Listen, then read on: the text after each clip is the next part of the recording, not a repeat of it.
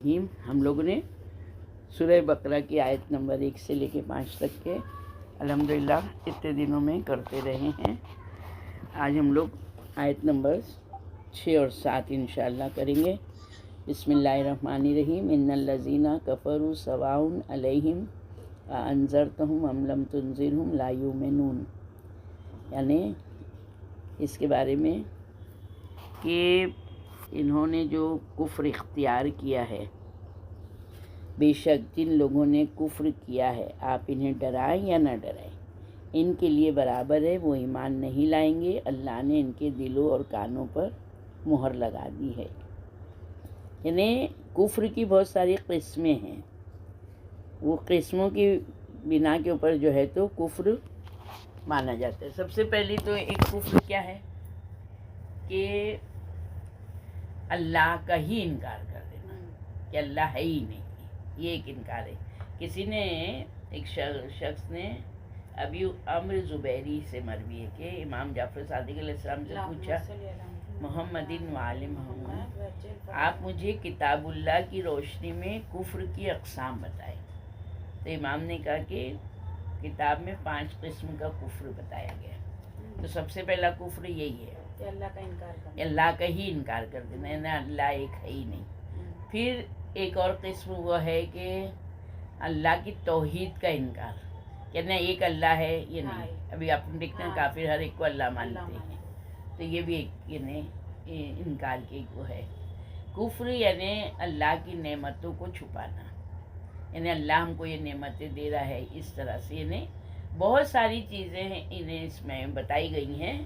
तो फिर एक वो है कि अल्लाह यानी रब होना, उसका जन्नत जहन्नुम इन सब का इनकार करना, ये भी है ना एक कुफ्र की किस्म है कि ना परवरदिगार है, ना जन्नत है, ना दोज़ख है, ना कोई सज़ा है, ना कोई जज़ा, यानी यहाँ क़यामत का भी इनकार जैसे है ना। तो इस तरह से यानी लोगों ने क्या किया है कि उन्होंने कुफ्र, ऐसा कुफ्र किया है। एक देखो कुफ्र क्या होता है, इल्म आने के बाद अगर इंसान इनकार करता है तो वो ज़्यादा जो है तो वाज़े हो गया, साफ़ हो गया, एकदम रोशन हो गया उनके सामने, मगर फिर भी वो क्या कर रहे हैं, उसका इनकार कर रहे हैं। एक इल्म आने के बाद में और यदि आने के बाद में इनकार कर रहे हैं, और एक इल्म के बग़ैर इनकार कर रहे हैं, यानी इल्म लेना भी नहीं चाहते हैं। अगर अगर इल्म देखो, अल्लाह ने हमको आलम अरवा में हमसे रुबूबियत का इकरार लिया, मैं तुम्हारा रब हूँ, मोहम्मद तुम्हारे रसूल हैं, अमीरुल मोमिनीन तुम्हारे यानी रसूल के वसी हैं, मेरे वली हैं, तुम्हारे अमीर हैं, ये सब हम लोग ने वहाँ से करके आए। मगर यहाँ आने के बाद भी अल्लाह का एहसान है कि अल्लाह ने अम्बिया अलैहिस्सलाम को हमारे लिए भेजा है ना। यानी ये अल्लाह, तो अब अल्लाह के नबियों का भी इनकार किया लोगों ने, ये भी कुफ्र की किस्म है, क्योंकि ये क्या है, ये इलाही नुमाइंदा है ना, इसको तो हाथ से दबा दो, तो ये इलाही नुमाइंदा है। अब जैसे अल्लाह के बरगज़ीदा, सबसे बरगज़ीदा कौन है, अल्लाह के सबसे बरगज़ीदा कौन है, सबसे बरगज़ीदा अल्लाह के सबसे बरगज़ीदा 4 दमास मोहम्मद आले मोहम्मद अलैहिस्सलाम, यानी इनका इनकार करना, इनके बारे में एतराज़ात करना, इनके बारे में एक एक सवाल पूछना, वो जो यानी घटिया सवाल।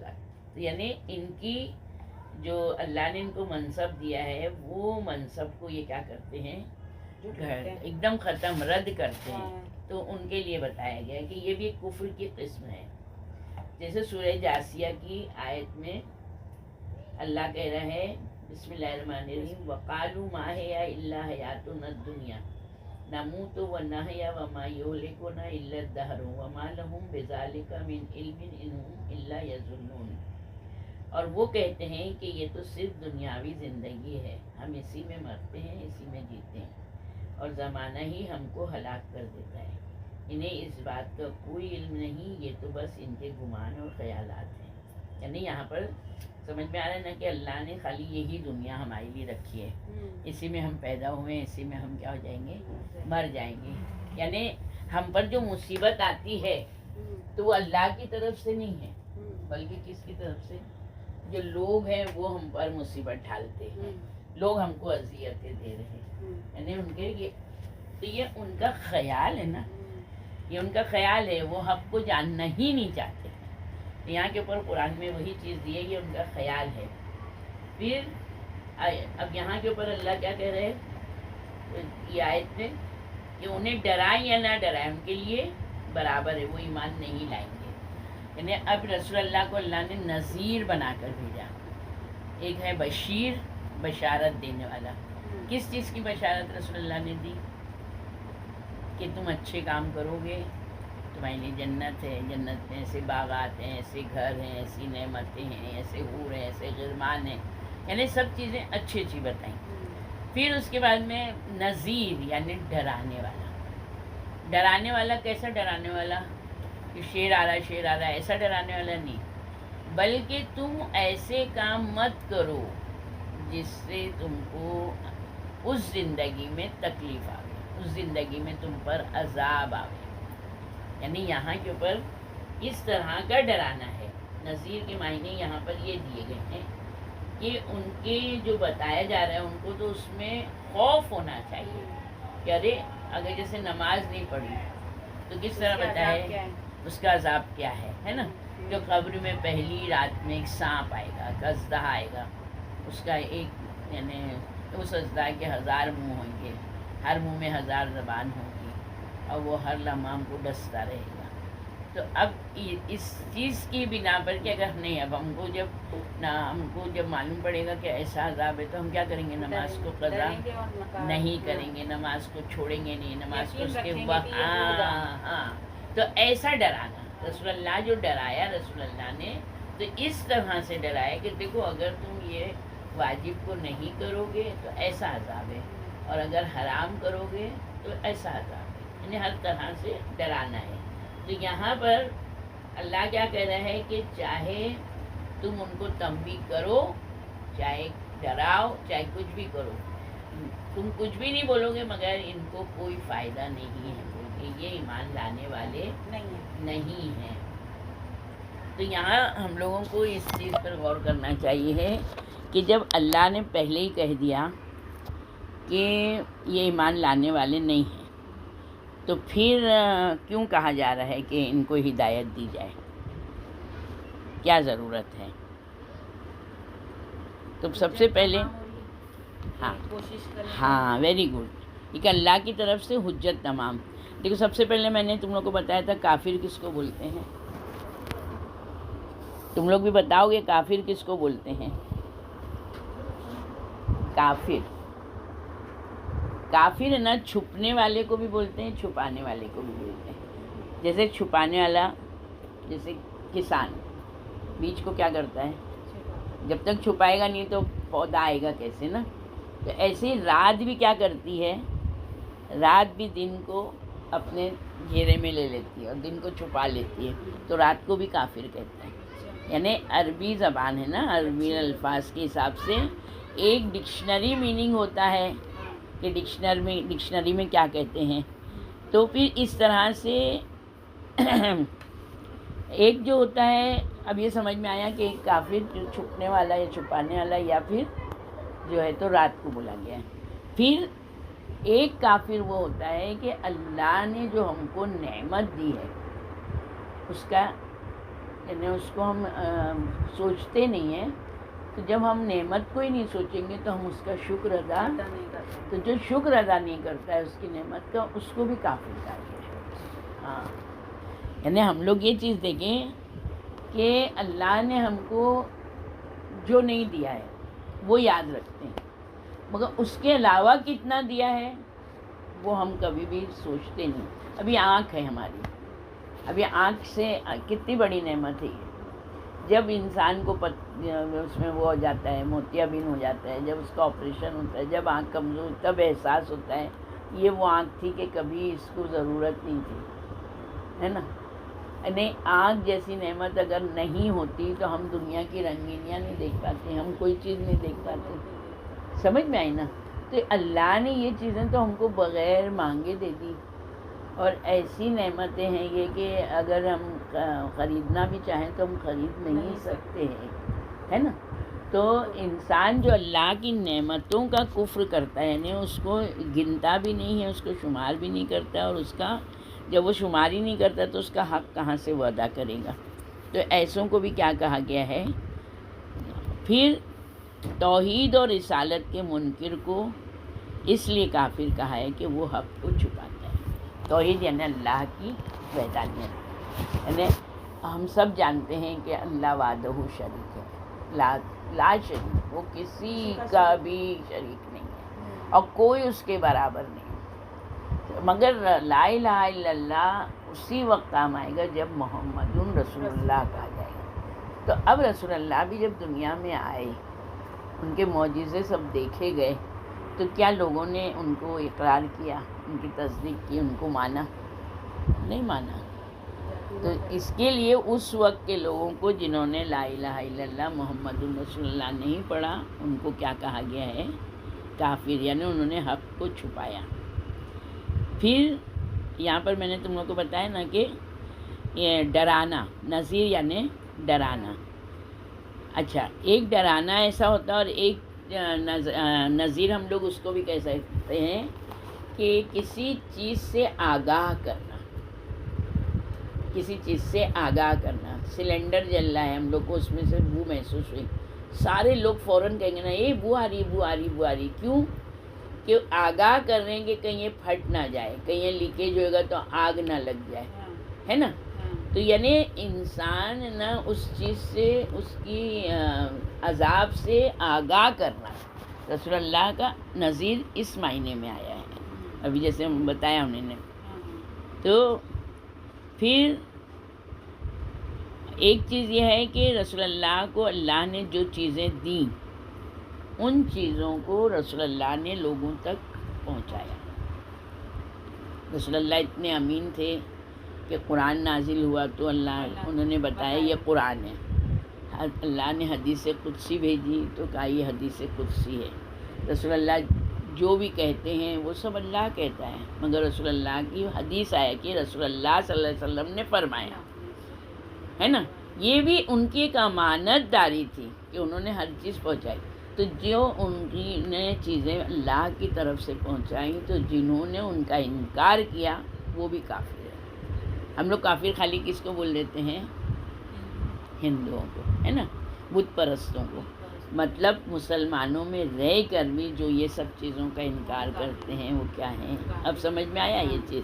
اب جیسے کہ لا الہ الا اللہ محمد رسول اللہ پڑھا مگر علی ولی اللہ نہیں پڑھا، تو علی ولی اللہ کیا رسول اللہ نے اپنے دل سے کہا تھا؟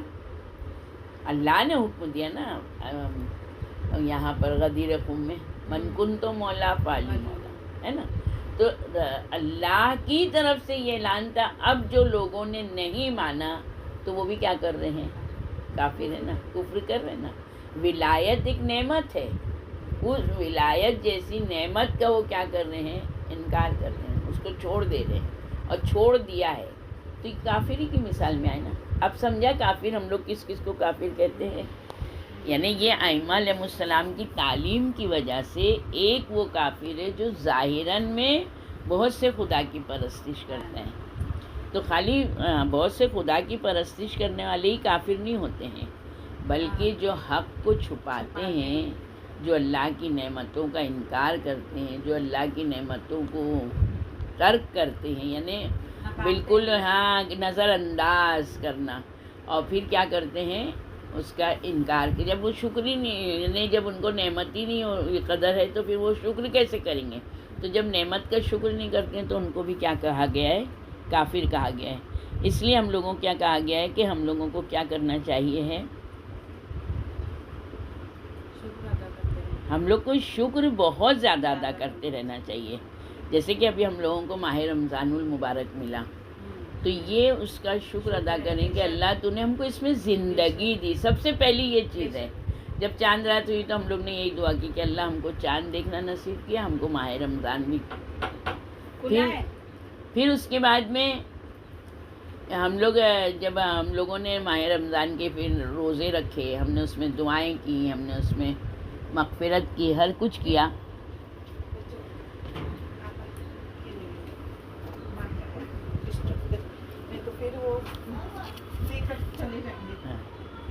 تو پھر تو یہاں کے اوپر جو ہے تو ہم لوگوں کو یہ دیکھنا ہے کہ اللہ کی طرف سے جو بھی نازل ہوا یعنی ان لوگوں نے اس چیز کا انکار کیا، تو یعنی یہ بھی کافر ہو گئے. اب ہم لوگ جو بولتے ہیں نا کہ دیکھو ہر ایک سے احتیاط کرو، ہر ایک سے احتیاط کرو، تو اب زبان سے تو نہیں بول سکتے. اچھا یہ اتنی گہرائی میں لوگوں کو پتہ نہیں ہے کہ کافر کس کس کو کہتے ہیں، تو اس کے لیے لوگ ہے نا اگر اپن بولتے ہیں بولے ارے نہیں وہ بھی تو نماز پڑھتے ہیں، وہ بھی تو قرآن پڑھتے ہیں، یہ جواب ملتا ہے. تو یہ صحیح نہیں ہے نا. خالی نماز قرآن پڑھ لینا ہی عبادت اگر ہوتی تو سارے نمازی جنت میں جاتے، ہے نا، سارے نمازی جنت میں چلے جاتے، مگر سارے نمازی تو جنت میں نہیں جا رہے. کہیں پر بھی یہ نہیں بولا گیا ہے کہ جنت ان لوگوں پر واجب ہے جو 24 گھنٹے نماز پڑھتے ہیں یا جو بہت زیادہ یعنی دن رات قرآن پڑھتے ہیں یا بہت زیادہ روزے رکھتے ہیں. ہاں یہ بتایا گیا ہے کہ جنت میں دروازے ہیں، جیسے کہ بہت زیادہ جو دنیا میں جنہوں نے روزے رکھے ہیں ہر سال، یعنی سال میں ہر مہینے کے جتنے مستحب روزے ہیں جن جن لوگوں نے رکھے ہیں، تو جنت میں ایک دروازہ ہے، وہ صرف صائم کے حساب سے کہ جنہوں نے دنیا میں بہت روزے رکھے ہیں وہ جنت میں اس دروازے سے جائیں گے. مگر مین جنت میں تو جاوے نا، تو مین جو جنت میں جانے کا جو شرط ہے وہ کیا ہے؟ ولایت اہل بیت ہے. تو یہ بولا گیا ہے جس کے پاس علی علیہ السلام کی ولایت کا پروانہ ہوگا وہ جنت میں جائے گا.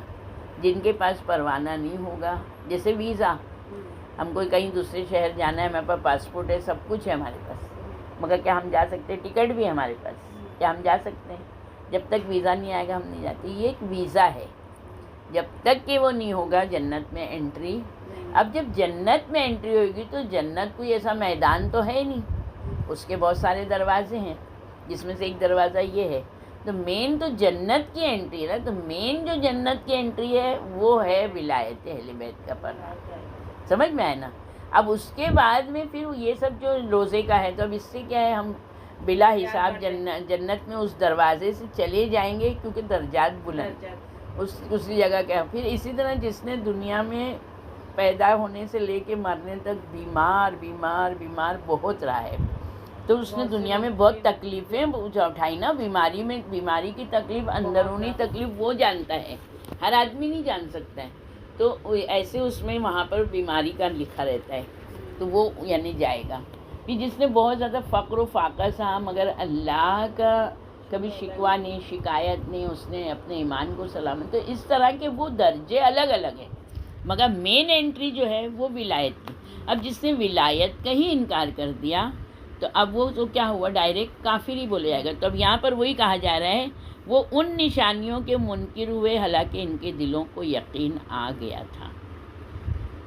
وَجَحَدُوا بِهَا وَاسْتَيْقَنَتْهَا أَنفُسُهُمْ، یعنی یہ سورہ نمل کی آیت نمبر 14 ہے کہ ان کو یعنی ایسے کفار کے بارے میں جو معرفت حق کے بعد کفر اختیار کرتے ہیں.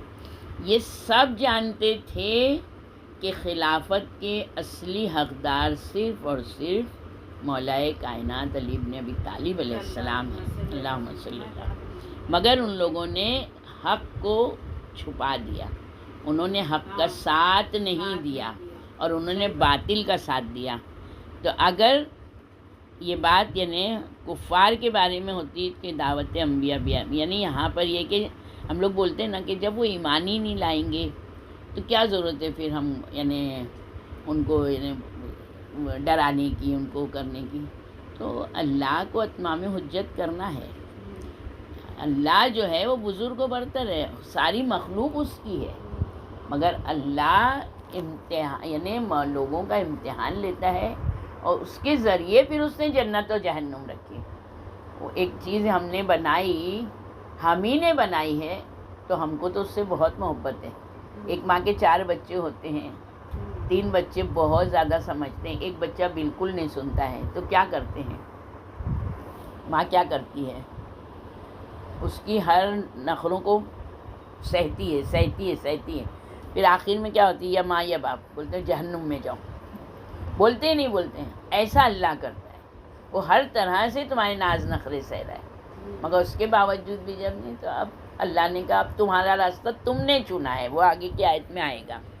تو یہاں پر بتایا ہے کہ جب اللہ تعالیٰ کے علم میں ہے، ابھی میں نے آیت نہیں پڑھی ہے، یہ اس کی آیت ہے بسم اللہ الرحمن الرحیم. ختم اللہ علی قلوبہم وعلی سمعہم وعلی ابصارہم غشاوۃ ولہم عذاب عظیم. یہ ختم جو ہے نا، یہ خاتم سے آیا ہے. خاتم کس کو کہتے ہیں؟ اینڈ. ایسا اینڈ کہ جیسے کہ ہم لوگ جو یہ منی آرڈر کرتے ہیں تو منی آرڈر پہ اندر سامان رکھ کے پھر کلپ لگا کے پھر اس کے اوپر دیکھ وہ مہر لگاتا ہے، وہ موم گرم کر کے لگاتا ہے، اس کو ختم کہتے ہیں. یعنی اب نہ اندر کی چیز باہر آ سکتی ہے نہ باہر کی چیز، اس کو ختم کہتے ہیں. تو یہ ختم اللہ ہو، یعنی اللہ نے اللہ قلوب ان کے دلوں پر مہر لگا دی. اب مہر کے مطلب اپنے کو صاف سمجھ میں آ رہا ہے کہ ایسی مہر ہے کہ اب ان کے دل کے اندر کوئی چیز جا نہیں سکتی ہے. یہ اب ہے نا چاہے ان کے نہ دلوں میں جا سکتی نہ ان کے کانوں کو میں وہ سما سکتی ہے. انہیں یہ جو ہے تو کفر پر اڑے رہیں گے. تو یہاں پر یہ بولا گیا ہے کہ جب اللہ جانتا تھا کہ یہ ایمان نہیں لائیں گے تو پھر ان کو ہدایت کرنے کی، ان کو تنبیہ کرنے کی کیا ضرورت ہے؟ کیا ضرورت ہے؟ دیکھو اللہ کے علم میں ہے کہ یہ ایمان نہیں لائیں گے، ہے نا. ابھی کوشش نہیں، اللہ نے کیا بولا؟ اللہ امتحان لیتا ہے. اللہ نے ایک چیز بتا دی کہ دیکھو یہ میرے برگزیدہ ہیں، یہ میرے انبیاء ہیں، یہ میرے اوصیاء ہیں، ان کی بات مانو گے تو میں تم کو، یعنی تم نے مجھے مانا. یہیں پہ نا یا ایھا الذین آمنوا، یہ نہیں آیت اطاعت ہے، یعنی اطیعوا اللہ و اطیعوا الرسول و اولی الامر منکم. یا ایھا الذین آمنوا اطیعوا اللہ و اطیعوا الرسول و اولی الامر منکم. اطاعت کرو اللہ کی، اطاعت کرو رسول کی اور صاحبان امر کی. یعنی یہاں پر اللہ کہہ رہے اگر تم صاحبان امر کی اطاعت کرو گے تو وہ اطاعت میری اور رسول کی اطاعت کی طرح ہے. تو ایک شرط لگا دی اللہ نے. تو اب اگر ہم ان کی اطاعت نہیں کریں گے، ہم ان کی ولایت کو نہیں مانیں گے، ہم ان کا جو منصب ہے، مقام ہے، ان کو نہیں سمجھیں گے تو اللہ کی کوئی بات کو ہم نے نہیں مانا نا. اب سمجھا نا یہ بات؟ تو مگر اللہ نے یہاں پہ امتحان لیا. اللہ کو معلوم تھا یہ ایمان نہیں لائیں گے، مگر اللہ کو حجت تمام کر دی، اس لیے اس نے انبیاء علیہ السلام کو بھی بھیجا، اس لیے اس نے.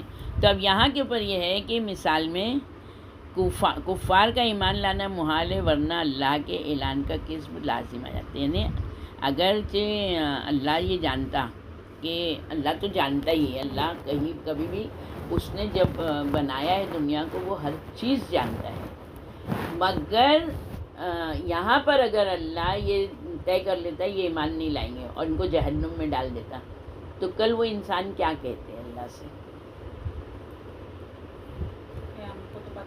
تو نے ہی لکھ دیا تھا کہ ہم کفر اختیار کریں گے، اس لیے تو نے لکھا بھی اور تو نے ہم کو جہنم میں ڈال دیا. تو ہم کو ایک بار آزماتا تو صحیح. سمجھ میں آ رہا ہے نا؟ تو اس لیے اللہ نے ان کو آزمایا. اب جب انہوں نے اپنی آزمائش کو یعنی فیل ہو گئے تب اللہ نے، اب جیسے ایک کلاس ہے، اب سب اسٹوڈنٹ ہوم ورک کر کے لاتے ہیں، آنسر دیتے ہیں، سب کچھ کرتے ہیں. اس میں سے ایک دو لڑکے ایسے ہیں کہ جو بالکل کچھ نہیں پڑھائی کرتے ہیں. تو اب ٹیچر کو یہ یقین ہے کہ یہ بچے فیل ہو جائیں گے، تو کیا ٹیچر ان کا امتحان نہیں لے گی؟ امتحان لے گی کہ نہیں لے گی؟ اگر وہ بغیر امتحان کے ہی فیل کر دے گی تو بچے بھی کیا بولیں گے؟ تم امتحان تو لیتی، ہم کلاس میں جواب نہیں دیتے مگر ہم پیپر میں تو لکھتے، ہم کو بولنا نہیں آتا ہے، ہم تو لکھ سکتے ہیں نا. تو یہاں پر ٹیچر کو یقین ہے کہ یہ فیل ہوں گے، مگر ٹیچر حجت تمام کرتی ہے امتحان لے کے اور وہ امتحان میں فیل ہو جاتے ہیں. تو اب جو امتحان میں فیل ہوئے تو یہ ایک دلیل ہوئی کہ انہوں نے سال بھر پڑھائی اس لیے یہ فیل ہوئے. اب سمجھ میں آیا؟ تو اسی طرح اللہ نے بھی کیا کیا ہے، لوگوں کا امتحان لیا. اچھا، دو طریقے کے، یعنی دو وجہ سے وہ امتحان لیتا ہے. وہ کون سی دو وجہ ہے؟ ایک وجہ یہ ہے کہ ہو سکتا ہے کہ یہ ایمان لے آئیں، یعنی انبیاء علیہ السلام کو بھیجا تو یہ ہو سکتا ہے کہ یہ ایمان لے آویں. اب یہ ایمان حالانکہ اللہ جانتا ہے کہ وہ نہیں لائیں گے، مگر اس نے اپنی حجتوں کو کیا کیا؟ تمام کیا. اور دوسرا یہ ہے کہ وہ جانتا ہے کہ یہ ایمان نہیں لائیں گے تو وہ کیا کرتا ہے، دنیا میں ہی، یعنی ان کے لیے عذاب آخرت تو ہے ہی ہے، وہ دنیا میں بھی ایسا عذاب نازل کرتا ہے کہ وہ چاہتا ہے کہ یہ کافر دنیا سے بھی ہٹ جاویں، ختم ہو جاویں، تاکہ زمین کافروں سے پاک ہو جاوے. تو پہلے کے انبیاء پر کی جو امتیں تھیں، امتوں پہ جب عذاب آیا تو ان کو پورے ایسا عذاب آیا کہ پوری جیسے جناب نوح علیہ السلام، پوری قوم ختم ہو گئی ہے نا. تو اس طرح سے اللہ جو ہے تو عذاب میں مبتلا کرتا ہے. تو ہم لوگ اس طرح سے دیکھتے ہیں کہ وہ لوگوں نے کیا کیا، اپنی ضد، اپنی ہیٹ، اس کی وجہ سے وہ ایمان نہیں لائے. سمجھ میں آ رہا ہے نا؟ تو اگر نا اللہ نے کوئی بھی چیز میں کیا کی ہے، زبردستی نہیں کی ہے، جبر نہیں رکھا ہے. تو یہاں پر ایک اس کے 6 آیت کے اس میں کیا ہے، اہم نقطہ کیا ہے، جو لوگ ضد کی بنا پر کفر اختیار کرتے ہیں وہ ناقابل ہدایت ہے. یعنی ان کو ہدایت سے کوئی واسطہ ہی نہیں ہے، کوئی تعلق ہی نہیں ہے ہدایت سے، وہ ہدایت لینا ہی نہیں چاہتے. تو جب وہ ہدایت ہی نہیں لینا چاہتے ہیں تو یہ سمجھ لو کہ پھر اللہ نے کیا کیا، جب انہوں نے دیکھ لیا کہ ہدایت نہیں لے تو وہ ختم اللہ ہو گئے. پھر تنبیہ کرنا، دعوت دینا، یعنی اللہ کی یہ حجت تمام کرنا ہے کہ میں نے ان کو ہر طرح سے دعوت دی، ہر طرح سے ان کو تنبیہ کی، مگر یہ اس چیز پہ نہیں اترے. کیونکہ اللہ کسی کے اوپر جبر نہیں کرتا ہے. اب یہاں پر ختم اللہ والا، یعنی اس میں الگ الگ معنی دیے گئے. ختمہ یعنی مہر لگانا. ہم نے کہا قلب ہے نا، اگر ڈکشنری میں دیکھیں گے نا تو قلب کے معنی دل، اور اگر جب ہم محاورے میں بولتے ہیں نا تو وجدان. جیسے کہ اپنا کوئی کام نہیں ہو رہا ہے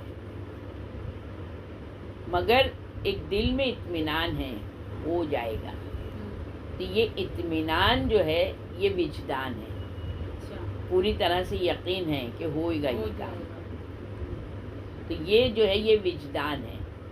جیسے ہم ابھی جیسے ماہ رمضان ہے، روزہ ہے، ہم کو کہیں ایسی جگہ جا رہے ہیں، اب اپنے یہاں تو بہت زیادہ فیمس ہے کہ رکشہ ہی نہیں ملتا ہے. ہم جہاں جا رہے ہیں وہاں دور دور تک نہ کوئی بس ہے نہ ٹیکسی، صرف رکشہ مل ہی نہیں رہا. ہم بہت چلے، دھوپ ایک دم بہت زیادہ سخت تھی. اس وقت ہم کو کیا ہوا، بہت زیادہ پیاس لگی. تو وہ جو پیاس لگی تو ہم اس پیاس کو بیان نہیں کر سکتے کسی کو، کیونکہ پیاس ہم کو لگی، ہم جانتے ہیں کہ ہمارا لگ رہا تھا ہمارا دم نکل جائے گا. تو یہ جو ہم کو اس وقت جو پیاس لگی ہے وہ پیاس ہماری کون سی کیفیتیں پیدا کر رہی ہے. جب تم روزے کا افطار کا ٹائم ہوا، پانی پی لیا، تو اب تم وہ وجدان جو تم نے ہوا ہے تمہارے اوپر، اب تم وہ لفظوں میں بھی نہیں بیان کر سکتے. وہ جو اس وقت کی کیفیت ہے نا، اس کو وجدان کہتے ہیں. ہم جا رہے ہیں، ہمارے سامنے شیر آ کے کھڑا ہو جائے، اس خوف کو تم بیان کر سکتے ہو کسی سے؟ کیسے بچی تو اللہ جانتا ہے، مگر وہ جو خوف ہے وہ تم زبان سے نہیں بیان کرتے. وہ خوف جو ہے وہ تم نے وجدان کیا ہے، اس کو وجدان کہتے ہیں.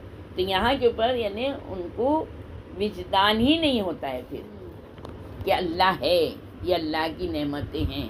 ایسا ان لوگوں کے دلوں میں ایسی مہر، انہوں نے یہ مہر کس وجہ سے لگی ان کے دلوں پر، کس وجہ سے ان کے دلوں پر مہر لگی؟ تو تم لوگ بتا سکتے ہو کس وجہ سے ان کے دلوں پر مہر لگی؟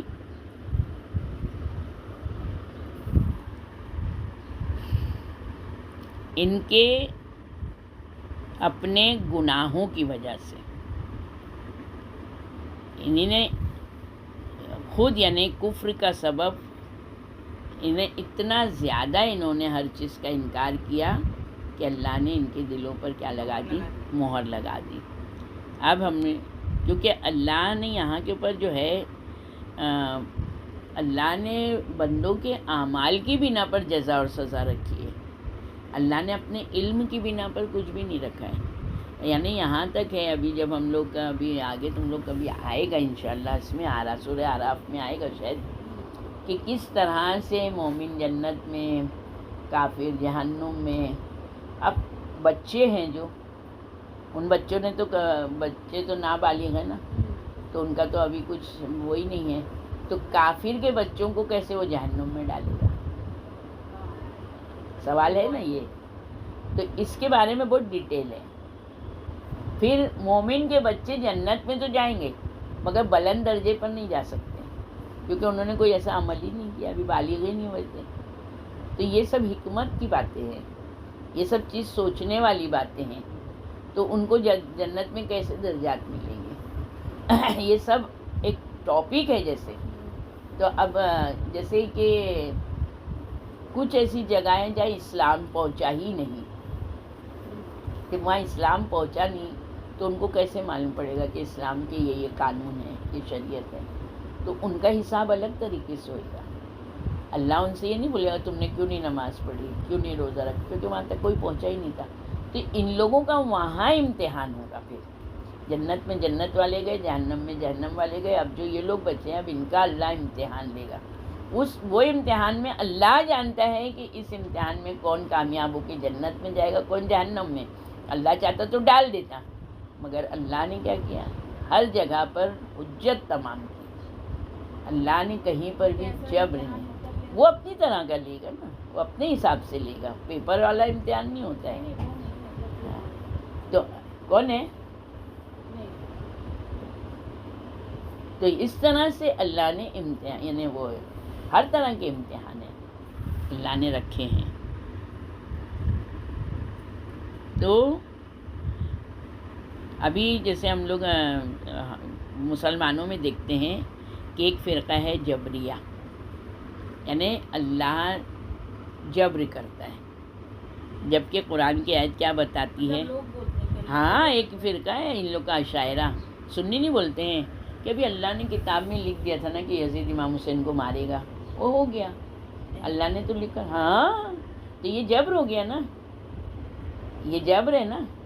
اگر یزید چاہتا تو امام حسین علیہ السلام کی نے تو حجت تمام کی تھی نا کہ بھائی مجھے چل کے یزید سے ملاؤ، مگر یزید نے کہا تھا مجھے ان کا سر کاٹ کے بھیجو. یزید چاہتا تو ان سے ملتا، ہو سکتا ہے تو امام سے ملتا تو دیکھو ہدایت ہو جاتی.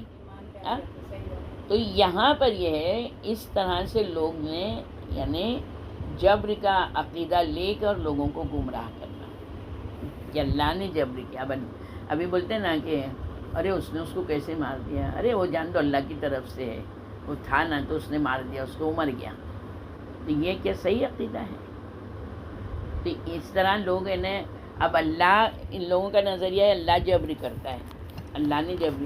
اب اللہ نے کہا ہے کہ یہ کام نہیں کرنا، قتل کسی کو نہیں کرنا نہیں تو تم کو سزا ملے گی. اور پھر اللہ ہی کروا رہا ہے قتل اور پھر اللہ اس کو جہنم میں ڈال رہا ہے. عقل مند انسان بھی اس چیز کو بولے گا کہ یہ تو غلط ہے. اب ماں جا رہی گھر سے باہر، بیٹا برتن دھو لینا، جھاڑو زمین کر لینا، یہ صفائی کر لینا. اس نے بول کے گئی. وہاں سے آنے کے بعد میں اگر بچے نے نہیں کیا ہے تو ماں کیا کرے گی؟ ڈانٹے گی. اگر بہت زیادہ وہ ہے تو مار دے گی ایک آدھ ہاتھ، کیونکہ وہ بول کے گئی ہے. مگر اگر ماں بول کے ہی نہیں گئی تھی، اب جب وہ آئے گی اور اس کی لڑکی نے نہیں کیا ہے تو اب ماں کیا کرے گی؟ بول ہی نہیں سکتی. بولے گی کہ بیٹا اگر میں نے نہیں بولا تھا تو تم دیکھ رہی تھی تو کر لیتی. مگر مارنے کا اس کو حق نہیں ہے، اس کو ڈانٹنے کا حق نہیں ہے کیونکہ اس نے بولا ہی نہیں ہے.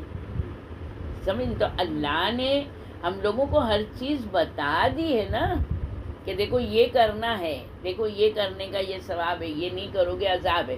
اب اللہ نے ہم کو عذاب ثواب دونوں بتا دیا ہے، تو اب ہم کو کیا دے دیا؟ اس نے اختیار دے دیا ہے. اب تم چاہو تو آئی ہے سورہ دہر کی آیت میں ہے اِنَّا هَدَيْنَاهُ السَّبِيلَ اِمَّا شَاكِرًا وَإِمَّا كَفُورًا. اتمام حجت کے بعد جب کفار پر حق واضح ہو جاتا ہے اور ان کا دل اس دعوت کی حقانیت کا ادراک بھی کر لیتا ہے، تو اگر وہ حق کے خلاف عمدن دشمنی نہ رکھیں تو رحمت الہی، توفیق خداوندی ان کے شامل حال ہوتی ہے. یعنی اللہ نے پورا واضح کر کے رکھ دیا یہ حق ہے، محمد اللہ کے رسول ہیں، وہ جو لائے ہیں وہ حق ہے، اور جو ان کی اتباع کرے گا، ان کی پیروی کرے گا، جو ان کی بات کو مانے گا، وہ یعنی اللہ کے شکر میں شامل ہوگا، رحمت خدا کی سائے میں رہے گا. تو یہاں کے اوپر اللہ نے آیت میں بتا دیا، ہم نے سب واضح کر دیا ہے. اب چاہے تو انسان شکر ادا کرے، چاہے تو انسان کفر اختیار کرے. یہاں پہ اللہ نے جبر تو نہیں رکھا ہے نا. ہاں، پھر انہیں ہدایت کے بہت سارے اسباب بھی بتائے ہیں. اللہ نے کوئی بھی کسی کو بھی نا اس کے حال پر نہیں چھوڑا ہے، مگر وہ جب حق واضح ہو جاتا ہے اس کے باوجود اگر وہ ایمان نہیں لاتے ہیں تو پھر اللہ کیا کرتا ہے؟ پھر اللہ نے سورہ یونس کی آیت میں بتایا ہے کہ فَنَظَرُ الَّذِينَ لَا يَرْجُونَ لِقَاءَنَا فِي طُغْيَانِهِمْ يَعْمَهُونَ کہ جو ہم سے ملنے کی توقع نہیں رکھتے ہم انہیں مہلت دے رکھتے ہیں کہ وہ اپنی سرکشی میں بھٹکتے رہیں. اب ظاہر ہے اس صورت میں انہیں ہدایت کی توفیق نصیب، اور نتیجے میں ان کے دلوں پہ کیا لگ جاتا ہے؟ مہر لگ جاتی ہے. یعنی کیوں کہ انہوں نے حق سے دشمنی کی ہے.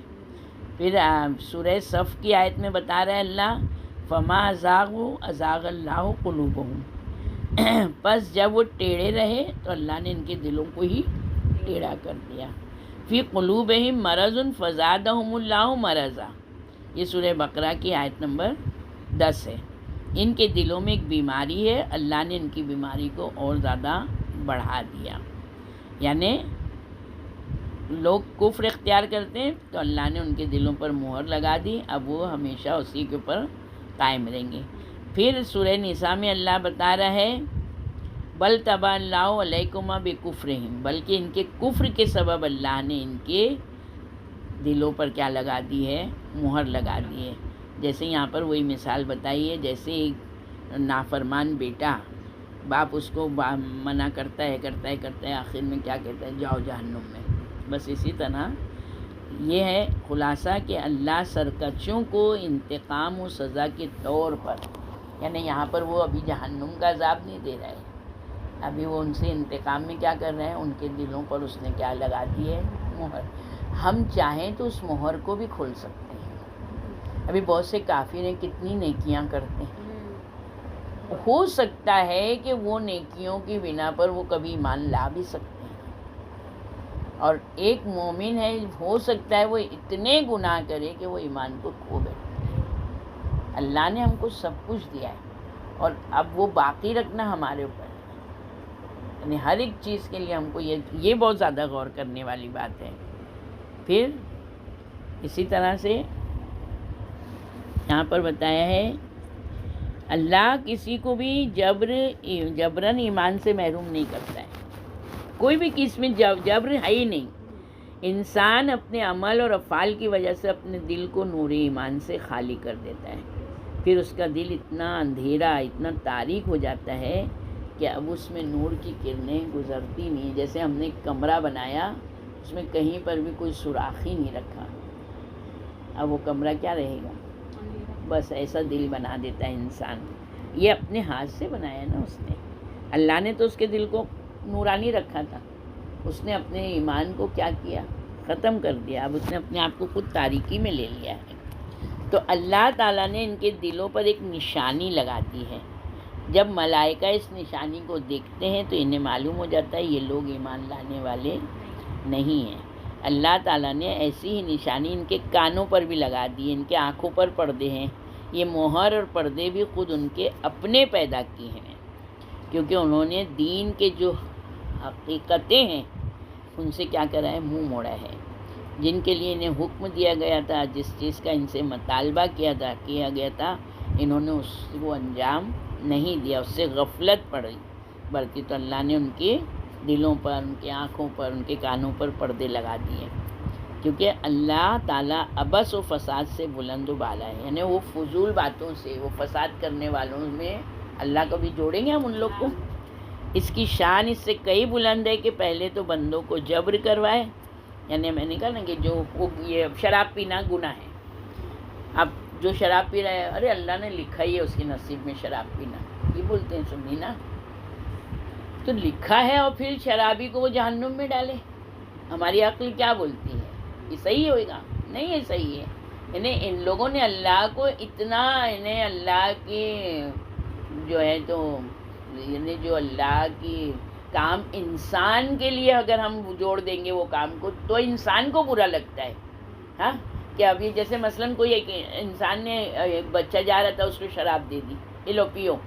ابھی جب وہ شراب پی کے نشے میں آئے تو وہی انسان اس کو مار رہا ہے، کیوں پی شراب؟ تو نے ہی تو دی نا اس کو. تو اگر اس نے دی اور اس نے شراب پیا تو وہ انسان دینے والا گنہگار ہے. مگر جب اس نے دیا ہی نہیں ہے اور اس بچے نے شراب پی کے آیا تو پھر وہ مارے گا اس کو. تو یہاں اگر اس نے شراب نہیں دی اور اس کو بولیں گے تو نے اس کو شراب پلا دی لڑکے کو، تو وہ انسان کیا بولے گا؟ تم نے میرے پہ تہمت لگائی، میں اتنا برا کام کروں گا. تو ہم جب ایک انسان کو برا لگے گا کہ اس نے غلط کام نہیں کروایا ہے، بچے سے غلط کام نہیں کیا ہے، تو اس انسان کو برا لگ رہا ہے کہ تم نے میرے پہ تہمت، تو ہم اللہ پہ اتنی بڑی تہمت لگا رہے ہیں. تو جبر کا عقیدہ تہمت ہی آ جاتے ہیں اللہ کے لیے جبرن کہ اللہ نے یہ کام کروایا ہے.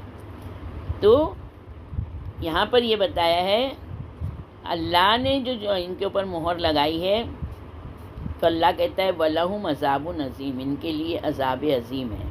یعنی دو طرح کا عذاب ہے. پہلا عذاب یہ ہے کہ ہو سکتا ہے ہم ان پہ عذاب نازل کریں، اپنی اصلاح کر لیں. اور دوسرا عذاب وہ ہے کہ ان کو دنیا میں بھی ملے گا اور آخرت میں جو ہے تو ان کے لیے سخت ترین عذاب ہے. یہ بہت بڑی حدیث تھی. بہرحال ہم لوگ نے آج اتنا کیا کہ آج جو دنیا میں کافر ہیں، ہم ان کافروں کو پہچانیں کہ خالی جو ہے تو بت پرستی ہی کافر نہیں ہے، بلکہ یہ سارے جو کفر کے اس میں آتے ہیں، یہ سارے کے سارے کافر ہیں.